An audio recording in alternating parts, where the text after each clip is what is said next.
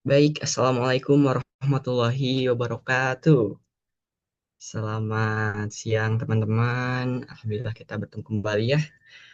Baik, sebelumnya kita perkenalkan diri terlebih dahulu. Saya Fitra Esa Pratama, UPTD Pengelolaan Jalan dan Jembatan Wilayah 5, selaku penata kelola jalan dan jembatan, peserta Latsar CPNS Pemprov Jabar Angkatan 18.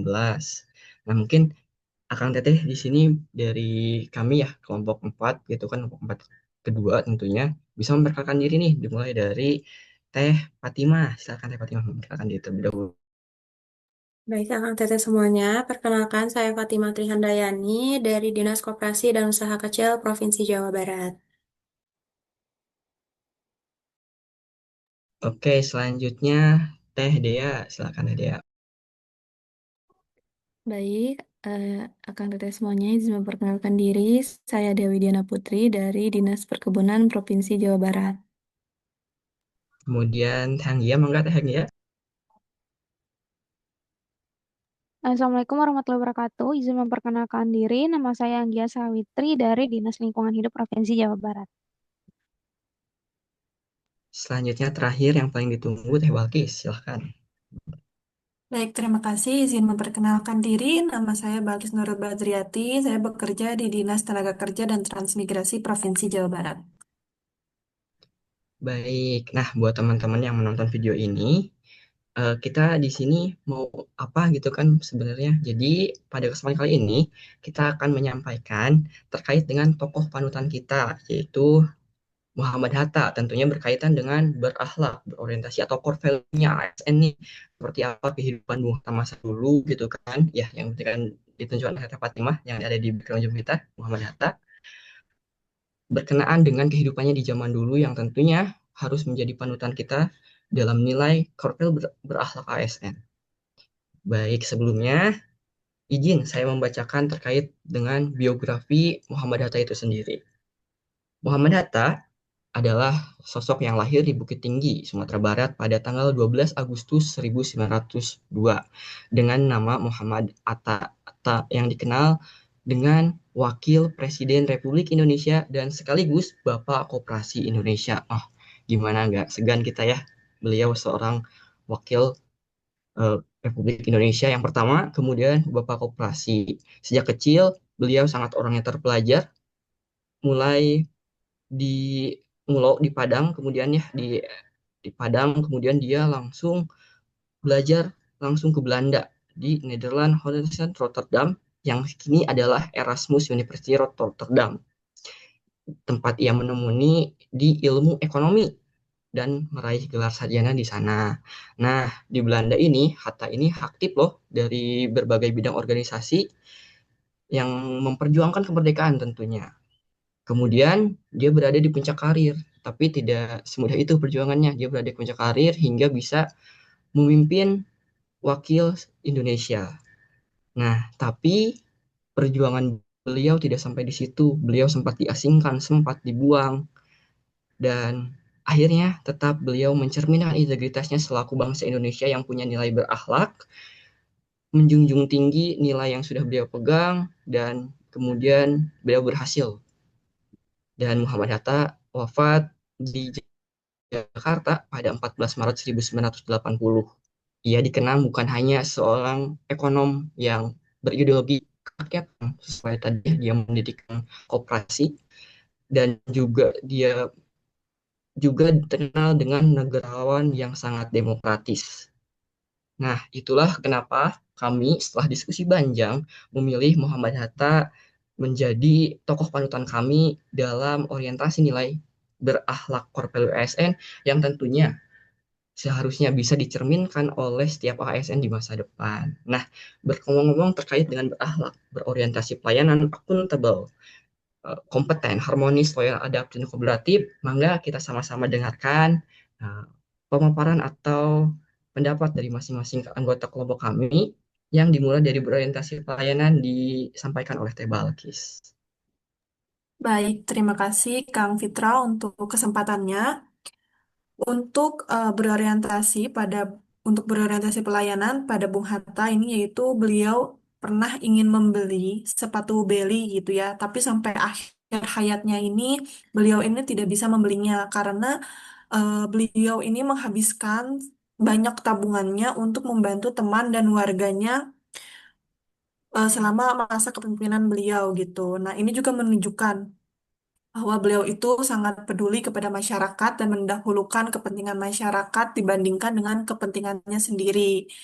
Untuk nilai berorientasi pelayanan ini diharapkan juga untuk ASN-ASN yang mungkin kebanyakan sekarang generasi muda gitu ya, Kang, untuk bisa menerapkan nilai-nilai kesederhanaan, nilai-nilai loyalitas yang Bung Hatta miliki gitu untuk selama menjabat sebagai wakil presiden begitu, Kang.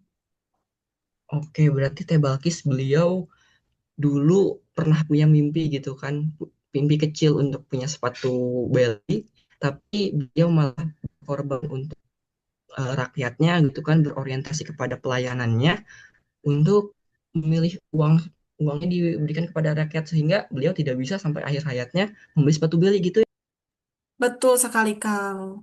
Itu menurut saya nilai yang sangat perlu dicontoh gitu ya untuk ASN-ASN sekarang. Ya, betul. Baik, mungkin dari ini juga nyambung ya ke nilai akuntabel beliau bahwa dari kecil beliau juga fun fact-nya senang mencatat pengeluaran-pengeluaran kecil beliau gitu kan. Dari kecil loh, sehingga sampai tua pun beliau mencatat semua keuangan-keuangannya, baik itu keperluan beliau bahkan untuk keperluan keluarganya beliau gitu. Bahkan ada fun fact, suatu momen dia nanyakan kepada nurse atau katanya perawatnya, eh, ada nggak sih uang sisa perawatan saya, beliau waktu itu sakit, ada nggak sih uang sisa perawatannya, dan nurse-nya menjawab ada gitu. Ternyata ada sebagian yang masih sisa. Tetapi dengan akuntabelnya beliau tidak ingin memakan uang negara, tidak ingin bertanggung jawab atau tidak ingin tidak bertanggung jawab gitu kan. Jadi beliau membagikan atau mengembalikan uang itu kepada kas negara. Bayangkan seorang Hatta Raja, seorang Muhammad Hatta gitu kan, selaku wakil presiden bisa untuk mengembalikan uang rakyat yang kelebihan yang bukan haknya beliau. Jadi menurut saya di masa kini seharusnya ASN baik itu dari pejabat tinggi kita, baik itu dari eksekutif, yudikatif hingga legislatifnya, kalau misalkan bisa mencerminkan sikap akuntabel yang dimiliki oleh Muhammad Data ini, maka insya Allah negara kita bisa menuju generasi emas ke tahun 2025. Mungkin itu ya, dari nilai akuntabel. Nah, selanjutnya nih, dari nilai kompeten. Siapa nih yang bisa ingin menyampaikan nilai kompeten nih? Ayo. Baik, Kang Firda, saya izin untuk menyampaikan nilai kompeten dari Muhammad Hatta. Baik, Jadi, silakan Teh. ya, baik. Jadi Muhammad Hatta sendiri eh, itu dijadikan panutan ya bahwa yaitu tidak hanya menempuh pendidikan di Rotterdam, Belanda, tapi dia juga aktif untuk menulis artikel, mengikuti diskusi, dan juga memimpin perhimpunan. Nah, kompetensi Hatta juga bukan hanya di bidang teori saja ya, tapi juga di praktiknya dengan menggunakan keilmuannya untuk memberikan solusi ekonomi rakyat yang bertahan hingga sekarang. Nah, buktinya mengenai kapasitas intelektualnya itu bisa ditunjukkan di dalam kumpulan tulisannya ya, seperti contohnya kumpulan karangan Muhammad Hatta dan autobiografinya untuk negeriku. Nah, yang menunjukkan betapa seriusnya ia mengembangkan kompetensi sepanjang hayat dan menjadi inspirasi pemimpin-pemimpin hingga saat ini. Dan dari kompetensi Muhammad Hatta bisa saya simpulkan kalau untuk ASN saat ini harus memiliki daya saing yang tinggi, daya juang yang tinggi, lalu juga harus mempunyai value yang tinggi dan profesional agar masyarakat dan pihak lainnya yang kita layani itu percaya dengan kinerja kita. Nah, bisa juga mungkin dengan memperbanyak literasi. Apalagi sekarang kan untuk mengakses buku, jurnal, artikel itu bisa serba digital. Dan kita juga sebagai ASN mungkin juga bisa nih meningkatkan kompetensi pendidikan kita dengan melanjutkan pendidikan kita ke jenjang yang lebih tinggi. Misal kalau sudah S1 bisa melanjutkan pendidikan ke S2. Mungkin seperti itu dari saya, Kang. Oke, mantap banget ya, sangat mencermin sekali nilai kompeten ya Teh Anggia ya di Muhammad Data ini ya, seorang wakil Republik Indonesia gitu, wakil presiden. Nah, selanjutnya kalau udah kompeten ya tentu aja kita harus menginjak ke nilai selanjutnya gitu kan. Beliau udah cakap, udah akuntabel juga, udah berorientasi pelayan juga, kita berinjak ke nilai harmonis nih. Gimana sih kehidupan beliau? Tentunya teman-teman di sini juga pada penasaran gitu kan. Mungkin siapa yang ingin menyampaikannya ya dari teman-teman terkait dengan nilai harmonis dari Muhammad Hatta ini? Baik, Kang Fitri, izin saya menyampaikan sikap harmonis ya yang dicerminkan oleh Bung Hatta. Nah, Iya, Kang Teh semuanya, Bung Hatta ini tuh dikenal sebagai eh, pribadi yang sangat menghargai perbedaan ya, sangat menghormati. Beliau juga selalu mencari jalan damai dalam menghadapi perbedaan. Nah, beliau juga mempraktekkan demokrasi kekeluargaan dalam pemecahan masalah. Nah, tentunya sebagai ASN sekarang ya, Akang Teteh, kita juga harus mencerminkan dari sikap dan nilai dari harmonisnya Bung Hatta bisa melalui ketenangan saat dialog dan mengutamakan persatuan dan kesatuan sebagai pondasi sebagai profesionalisme ASN. Nah, di masa depan juga penerapan nilai harmonis sebagai ASN ini bukan hanya sekedar kewajiban moral eh, atau kompetensi utama dalam mengelola kompleksitas masyarakat, tapi juga ASN harus menjadi figur teladan yang tidak hanya toleran, tetapi juga aktif membangun jembatan dialog dan menjaga integritas organisasi dan segala bentuk perpecahan, baik di dunia nyata ataupun di eh, dunia sosial ya, apalagi sekarang ini sangat gampang gitu mengakses digital. Nah, ini menuntut ASN untuk memiliki kecerdasan emosional yang tinggi dan sejalan dengan sikap tenang dan damai yang dicerminkan oleh Bung Hatta kita. Mungkin itu, Kang. wah mantap sekali Teh, yang padat dan sangat bernilai sekali apa yang disampaikan oleh Teh Dea. Jadi memang betul ya disampaikan oleh Teh Dea.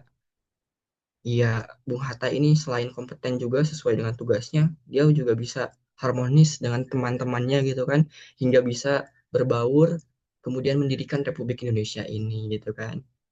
Nah, selanjutnya gitu kan, kalau udah harmonis, saya pikir lanjut ke nilai loyal gitu kan. Gimana seorang Bung Hatta bisa loyal tentunya kepada organisasinya, kepada negaranya, sehingga ya menjadi benar-benar panutan bagi kita selaku ASN. Mungkin siapa nih di sini yang akan menjelaskan tentang nilai loyal dari Bung Muhammad Hatta ini dan panutannya seperti apa gitu kan, dan cerminan di sekarang ini seperti apa? Silakan. Baik, Kang, untuk nilai loyal dari seorang Bung Hatta sendiri selama masa kepemimpinannya gitu ya. Yang pertama ini beliau ini sangat loyal untuk pada cita-cita kemerdekaan meskipun dia sendiri ini menjalani pembuangan panjang. Nah, tapi dia itu tetap membaca, menulis dan mengembangkan gagasan tentang Indonesia merdeka. Ia juga loyal pada amanah dan kerahasiaan negara seperti saat ia merahasiakan kebijakan pemotongan nilai rupiahnya bahkan dari istrinya sendiri pada saat itu. Nah, ini tuh mencerminkan bagaimana ia mengutamakan kepentingan bangsa dibandingkan kepentingan pribadi. Lalu juga ia loyal terhadap prinsip demokrasi, di mana dalam menghadapi tekanan politik setelah kemerdekaan, Bung Hatta itu tidak goyah. Ia tetap berpegang pada prinsip demokrasi dan nilai kebenaran meskipun pilihan tersebut seringkali terasa tidak mudah. Nah, selanjutnya untuk cerminan yang relevan dengan kondisi saat ini, di tengah era modern yang serba cepat dan penuh tantangan, kita itu harus dapat belajar bagaimana loyalitas itu tidak hanya diukur dari kesetiaan kita kepada jabatan atau kepentingan pribadi, melainkan kepada komitmen untuk menjaga amanah, mengutamakan kepentingan masyarakat, dan berpegang teguh pada nilai kebenaran. Untuk saat ini, aparatur negara maupun pemimpin di berbagai sektor menghadapi situasi serupa, yakni tekanan politik, kepentingan ekonomi, serta godaan yang mungkin membuat kita ingin mendahulukan keuntungan pribadi. Nah, nilai loyalitas pada diri Bung Hatta ini mengingatkan bahwa prioritas utama tetap kepada bangsa dan negara, serta prinsip demokrasi. Dan untuk masa depan, penerapan loyalitas ini semakin penting, mengingat menghadapi disrupsi digital dan globalisasi, setiap ASN ini harus mampu menjaga integritas, menghormati rahasia negara, dan tetap konsisten berpihak pada kepentingan masyarakat luas. Siap. Sekian, Kang. Wah, mantap kali Teh Fatimah ya. Jadi kita tahu nih teman-teman bahwa Bung Hatta ini ternyata sangat loyal gitu kepada negaranya sehingga rahasia negara pun bahkan tidak dibocorkan kepada istrinya gitu ya Teh Fatimah ya. Ya, Betul sekali, Kang. jadi harusnya ya di zaman sekarang ini gitu ya Teh ya. Banyak orang-orang yang punya kepentingan pribadi ya loyalnya hanya kepada organisasinya gitu kan, bukan loyal kepada negara. Betul kan Teh Fatimah ya? Jadi teteh-teteh semua di sini, teman-teman juga yang nonton video ini, ya berikutlah nilai loyal dari seorang Bung Hatta. Oke, kita lanjut ya ke nilai selanjutnya yaitu adaptif gitu kan. Bagaimana seorang Muhammad Hatta bisa beradaptasi di pada masanya, bahkan mungkin bisa mencerminkan nilai adaptif hingga saat ini gitu kan panutan buat kita. Mungkin silakan teman-teman siapa yang mau menyampaikan? Izin Kang Fitra, saya izin menyampaikan kembali mungkin ya untuk yang nilai Oke, siap ya. adaptifnya. Ya Mangga siap ya baik. waktu. Dari Muhammad Hatta, saya sadar bahwa Muhammad Hatta ini banyak menyerap pemikiran ekonomi modern saat belajar di Rotterdam, Belanda. Namun beliau tidak menelannya mentah-mentah ya karena Muhammad Hatta justru menyesuaikan teori ekonomi Barat itu dengan realitas masyarakat Indonesia yang dimana agraris dan komunal. Jadi beliau itu mengadaptasi pemikiran ekonomi yang baik-baiknya dengan dimodifikasi menyesuaikan kondisi di Indonesia. Nah, dari situlah baru muncul gagasan koperasi yang merupakan adaptasi yang menjembatani sistem kapitalisme dan sosialisme yang sesuai dengan kultur gotong royong bangsa Indonesia. Nah, untuk nilai adaptif tersebut, kita sebagai ASN bisa menerapkannya yakni dengan banyak membaca tentang sistem pemerintahan negara luar di Indonesia seperti apa, agar mengetahui bagaimana sistem pemerintahan yang baik, kemudian yang baik-baiknya kita serap dan sekiranya dan yang sekiranya cocok dengan Indonesia bisa dijadikan nih ide untuk diadaptasi dengan mengikuti kondisi real di Indonesia sendiri. Mungkin dari saya seperti itu, Kak. Oke, siap Teh.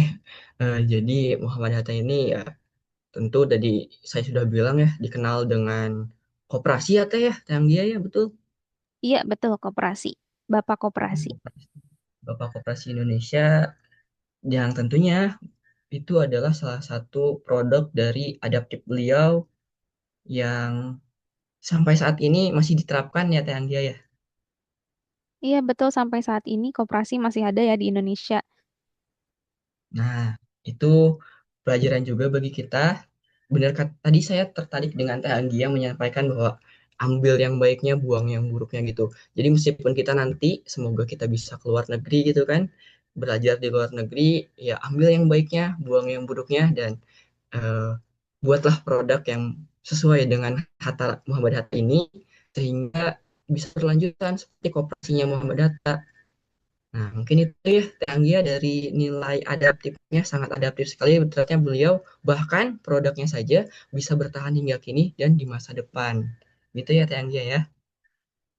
Oke, mungkin lanjut ya. Kita ke nilai yang terakhir gitu kan. Tadi kita sudah berorientasi pelayanan sudah ada. Akuntabelnya sudah ada, kompetennya apalagi harmonis, loyal, adaptifnya juga sudah lengkap. Kita beralih ke nilai terakhir yaitu kolaboratif. Oke, teman-teman boleh disampaikan kepada teman-teman yang menonton video ini nilai kompetennya kolaboratif ya Baik, silakan izin ya, seperti itu. Kang. Izin menyampaikan kembali tentang nilai kolaboratif yang ada di pada Bung Hatta ya. Nah, Bung Hatta ini tuh bukan tidak hanya dikenal sebagai eh, sosok yang sangat harmonis ya. Harmonis tentunya pasti ada kolaboratifnya ya, Kang. Nah, di kolaboratifnya ini tuh Bung Hatta tuh banyak macam-macamnya. Banyak aktivitasnya. Salah satunya yaitu dia mendirikan perhimpunan di Belanda. Kemudian tidak hanya itu juga pada saat kemerdekaan dia berdampingan dengan presiden kita yang pertama yaitu Bapak Insinyur Soekarno. Meskipun berbeda gaya kepemimpinannya, namun beliau selalu percaya bahwa Indonesia merdeka eh, karena adanya kolaborasi antara seluruh masyarakat Indonesia. Seluruh rakyat Indonesia berkolaborasi untuk merdeka. Nah, untuk saat ini pencerminan dari perilaku Bung Hatta ini, kita sebagai seorang ASN harus mentransformasikan nilai kolaboratif yang dicerminkan oleh Bung Hatta menjadi smart collaboration yang digerakkan oleh teknologi. Karena saat ini kan teknologi sangat pesat ya Kang. Nah, bisa diimplementasikan seperti mengutamakan eh, kepentingan interoperabilitas data, terus membangun jaringan cepat yang adaptif untuk menangani krisis mendadak, mengubah perbedaan menjadi sumber inovasi. Nah, nilai kolaboratif sebagai ASN ini harus berevolusi menjadi kolaborasi cerdas yang didukung teknologi. Nah, sebagai ASN harus menjadi penghubung yang efektif sesuai dengan teladan dari Bung Hatta yang mampu menyatukan berbagai pihak dan perbedaan untuk satu tujuan besar, yaitu melayani bangsa secara optimal. Hmm, Mantap sekali. Mungkin kita beri tepuk tangan dulu buat Teh Dea gitu kan yang menyampaikan secara eh, luar biasa. Ya sudah sangat jelas sekali gitu kan kolaboratif ya Teh Dea, berarti dia bisa menyampaikan, menyampur adukan gitu kan seluruh komponen bangsa, betul ya Teh Dea ya. Sehingga ya terbukti jadilah negara kita Indonesia bisa merdeka di 17 Agustus. Betul begitu Teh Dea ya? Oke. Nah, kita semua udah membahas nih terkait dengan nilai-nilai berakhlak yang tentunya ada pada diri Bung Hatta. Nah, mungkin eh, saya ingin nunjuk satu orang aja deh buat menyampaikan terkait dengan ringkasan gitu kan. Ya, ini pada deg-degan saya lihat ya. Oke. Teh Balkis, silakan Teh Balkis mungkin bisa menyampaikan. Teh Balkis sudah senyum-senyum seperti itu ya. Enggak Teh Balkis. Boleh mungkin ya Kang, terima kasih atas kesempatannya. Yang bisa saya simpulkan mungkin ya dari tadi apa namanya sikap berakhlak dari Bung Hatta yang harus kita contoh sebagai ASN gitu. Salah satunya yang pertama dari berorientasi pelayanan gitu kayak Kang. Nah, di berorientasi pelayanan ini mungkin saya berharap ASN ini bisa memiliki rasa empati yang tidak kalah tinggi dari Bung Hatta gitu terhadap kepentingan masyarakat dan bukan kepentingan pribadi itu ya Kang. Kemudian itu ada di akun tab itu semoga ASN sekarang ini memiliki rasa tanggung jawab dan kejujuran yang tinggi Bung Hatta untuk tidak mengambil yang bukan haknya seperti tadi Bung Hatta kan yang mau mengembalikan gitu uang eh, sisa broknya kayak saya jadi atau milik kita itu harus dikembalikan juga gitu. Kemudian selanjutnya ada kompeten. ASN ini bisa terus memiliki semangat belajar di mana saja gitu. Apalagi sekarang kan udah ada ya di yang namanya izin belajar, kemudian apa tugas belajar gitu kan dari program-program pemerintah itu bisa kita gunakan, bisa kita apa namanya manfaatkan untuk terus mencari ilmu, untuk terus menggali ilmu agar bisa menjadi ASN yang berkompeten gitu bagi nusa dan bangsa gitu ya, teman-teman semua. Kemudian selanjutnya itu ada harmonis. Di sini mungkin bisa ASN itu bisa apa ya namanya aktif untuk membangun jembatan dialog dan menjaga integritas orientasi dari segala bentuk perpecahan. Karena mungkin semakin apa namanya digitalisasi semakin modern ini pasti banyak juga ya Kang yang namanya perpecahan gitu dari hoax mungkin misalnya gitu dari internet kan dari teknologi yang semakin maju gitu. Fungsinya ini supaya apa namanya memiliki ASN ini juga bisa memiliki kecerdasan emosional yang tinggi dan sejalan dengan sikap tenang dan damai yang dicerminkan oleh Bung Hatta. Jadi kalau misalkan kita sedang menghadapi satu masalah itu bisa dengan kepala yang tenang gitu kan, nggak emosi gitu. Kemudian selanjutnya ada loyal. Nah, sebagai ASN ini kita harus mampu untuk menjaga integritas juga, menghormati rahasia negara, dan tetap konsisten berpihak kepada kepentingan masyarakat luar, seperti Bung Hatta yang rela tadi mundur ya dari jabatannya demi kebenaran, seperti itu. Kemudian ada poin yang keenam adalah adaptif. Nah, ASN ini mungkin harus pintar ya dalam mengetahui berbagai macam sistem pemerintahan di negara lain gitu, supaya kita bisa mencontoh dan mengaplikasikannya di Indonesia, karena kan sudah banyak juga teknologi yang canggih gitu kan, yang bisa kita terapkan. Yang terakhir mungkin Kang ada dari kolaboratif. Tadi seperti yang Teh Dea bilang ya, bahwa saat ini itu kita harus berevolusi menjadi kolaborasi yang cerdas gitu, dibantu dengan teknologi yang sudah sangat pesat mungkin ya perkembangannya dibandingkan dengan di tahun Bung Hatta, tapi itu masih bisa terjadi gitu di Bung Hatta, apalagi saat ini kita sudah dibantu dengan teknologi, berarti kita harus lebih bisa menjadi penghubung yang efektif antara pemerintahan dan masyarakat. Mungkin segitu Kang yang bisa saya sampaikan dan teman-teman semua. Mungkin siapa tahu ada yang bisa ditambahkan lagi sama teman-teman. Mangga silahkan. Oke, Teh Balkis satu nuhun. Mantap sekali Teh Balkis rangkumannya. Nah, karena waktunya kita terbatasan dengan kayaknya udah lengkap sekali gitu kan nilai-nilai berakhlak juga udah dijelaskan baik itu secara rincinya dan dari barusan kesimpulan dari Teh Balkis itu sendiri. Nah, teman-teman bagi yang menonton video ini kita beri tepuk tangan dulu kepada pemateri-pemateri kita yang hebat ada Teh Anggia gitu kan, Teh Dea, Teh Balkis dan Teh Fatimah. Tepuk tangan dulu ya. Baik, mungkin itu saja dari kelompok kami, kelompok 14-2. Dan terima kasih, sampai jumpa di video yang berikutnya. Udah, teh, selesai.